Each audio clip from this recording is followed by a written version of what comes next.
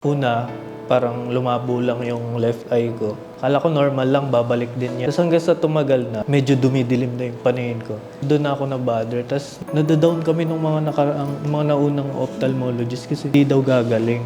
Ganun. So si Doc lang nagsabi sa amin na, bata ka pa eh, ang hirap niyan, mabubulag ka. Hanggat kaya, may sasalba pa. Gawin natin.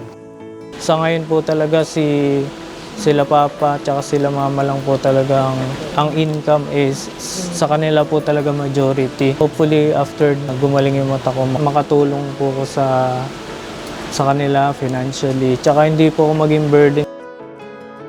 Sinabi ng anak ko na unti-unti na wala na siya nakikita, para ako naupo sa kandila. Nanghina rin kami.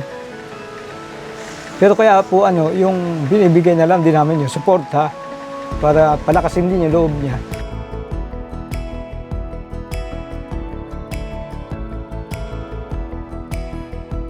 Papasalamat ako sa eye center, sa Chuchi, kasi binigyan kami ng malaking tsansa na makakita pa yung anak ko. Isa. Si Ango, kaya nga bayad, huwag na daw sukle. Hindi, nasukle. Susulat ko lang yung platform.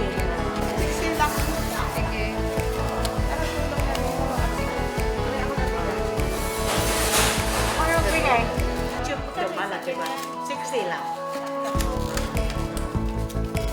Okay, thank you. Okay na. Oh, lalagyan. Ano na?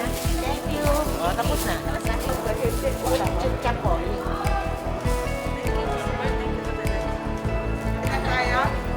Thank you. Sana na mami dito siya. Yan 60 times 24. O di 1,000.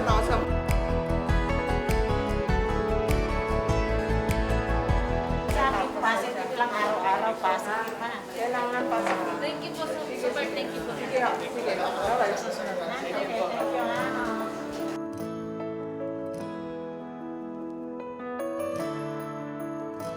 Yung glaucoma na meron si Camiel is what we call silicone oil-induced glaucoma. Yung oil na yon nilagay sa mata niya para yung retina madikit ulit sa dati niyang kinalalagyan.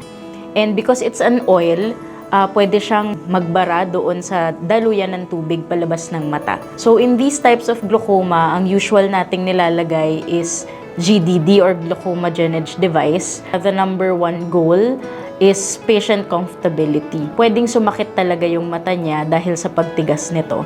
Pero dahil dun sa glaucoma device na nilagay natin, bumaba yung pressure niya and less yung chance na magkaroon ng pain yung eyes. And the second goal, para matulungan yung mata niya na hindi na mag-progress into blindness.